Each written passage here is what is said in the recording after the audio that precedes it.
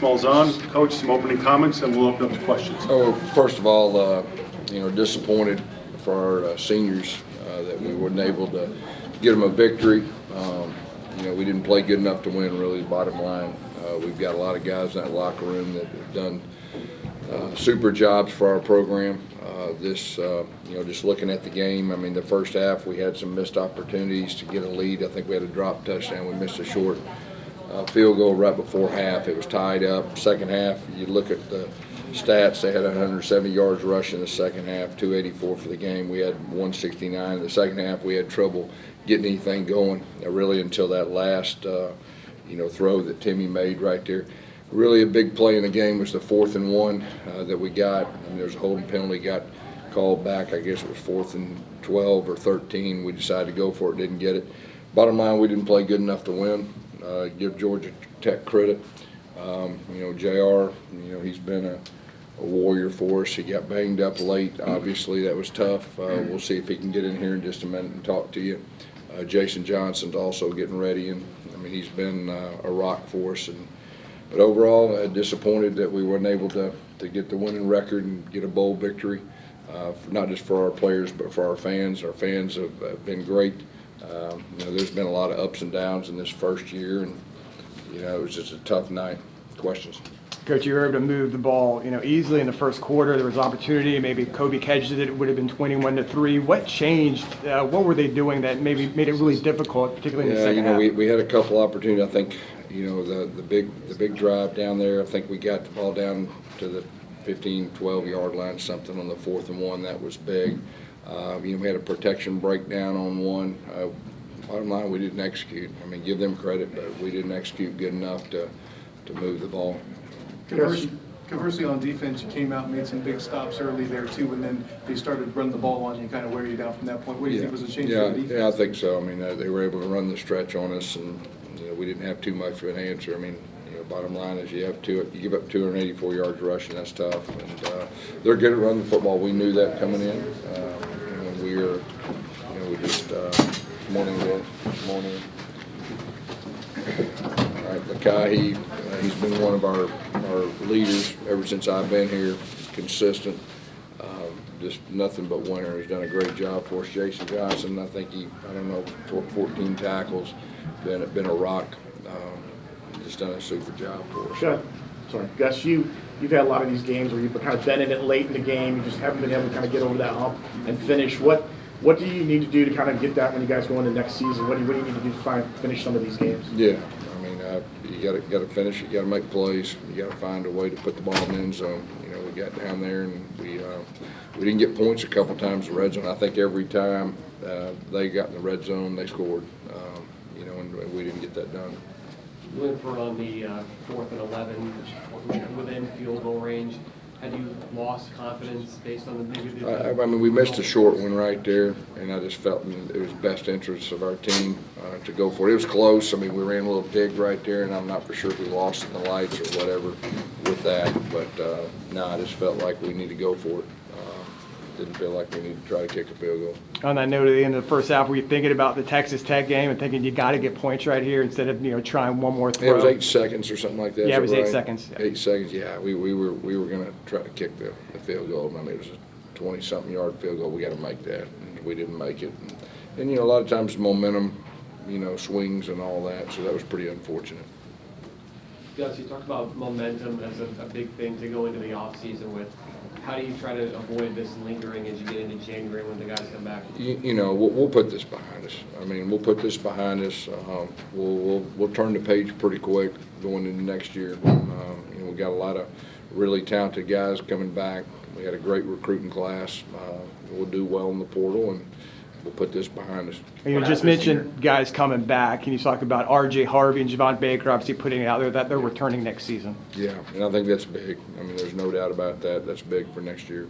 What has this senior class meant to this program propelling it forward? A lot of guys that you... Yeah, these guys up here, like I said, they're winners with capital W's, and disappointed me as a head coach we couldn't get these guys out with a W, but they've been so much for us. The ups and downs that we went through. We had a 5-game losing streak, and these guys kept it together. They deserve all the credit. There's not a lot of teams in college football that could do that. And So they deserve all the credit. Did Georgia Tech make some adjustments, you think, defensively there when you're up 17-3 to change the trajectory of the game a little bit? in your mind? Yeah, I mean, I mean, everybody makes adjustments, but like I said, we had our opportunities, and they executed, and we didn't. Gus, what do you guys need to do in the offseason to prepare, maybe something a little differently to prepare for the Big 12 second year in the Big 12 next year? Yeah, well, you know, anytime you do a first, I mean, obviously there's a learning curve and all that goes with that. You know, and it's been, like I said, an up and down season, but we'll learn from it. We'll be better for it. And, you know, this program, even though it's a tough night, this is a championship program, and we'll rebound. There's no doubt. And I think we'll have a really good team next year. Coach, for you personally, how do you think you're going to look back on this season? You know, disappointed right now. Disappointed more for these guys than I am anything. But, you know, like I said, the leadership and the winners, that's what I'll remember out of this group. For John Rice, can you just take us kind of through what caused you to miss the last 2 drives of the game and an overall view of your 2 years here? Yeah, they're on the last drive there. Pulled the ball, started running, and you know, felt something uncomfortable there, and so I felt I had to come out of the game. I felt that I was in that moment not at my 100% best, and it was not fair to the team if I was out there not at my best.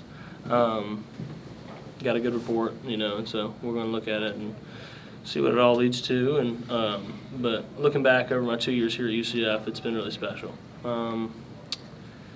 This is all I've ever really wanted to do, you know, play, you know, football, play baseball at the highest level, and get to be around coaches like this, teammates like this. A dream come true for me, no doubt. I look back on this time in my life and be very and smile upon it for sure. Obviously very disappointed right now that we couldn't get it done, but I'm super thankful for. As a quick follow-up, was it something that in your knee that was uncomfortable? Was it a different part of the body? Yeah, I mean, it was his leg, right? I mean, it's okay. And I'll just say this guy's been unbelievable for our program.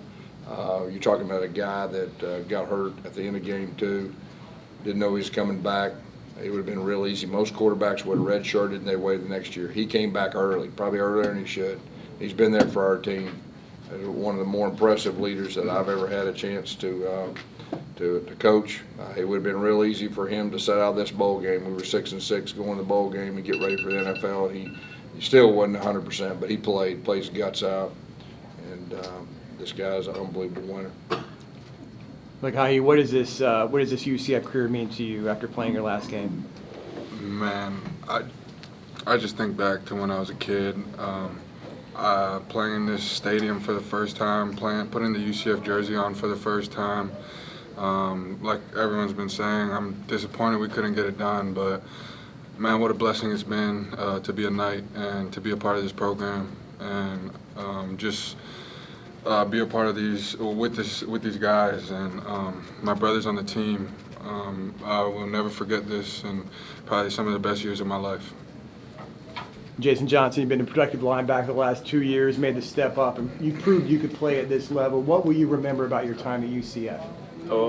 It's been a great 2 years. This year haven't been what we wanted it to be, but overall it's been pretty solid. But it's been a great 2 years, and I'm just glad we stuck together as a team and didn't break apart and finish strong. Kyle, what kind of foundation do you think you guys provided for this program moving forward as they continue to evolve in the Big 12? Yeah, I just think, man, we got a bunch of guys in that locker room still. And it sucks for our senior class to go out like this, but I feel like we established, man, just we know the brand of football that we have to play going into next season. And for those guys in the locker room, I know that they feel this, and I know it's going to hurt for them. And going into the next season, they're going to use this as fuel and hit the ground running and be the UCF Knights we know. John, do you have any update on you potentially playing baseball for UCF next season, or was this the last time we'll see you in any UCF uniform? Still got some praying to do. We'll see. Updates on that in the next coming weeks. You guys all set? Thank you, guys. Thanks, guys. God bless. Appreciate it. Go Knights.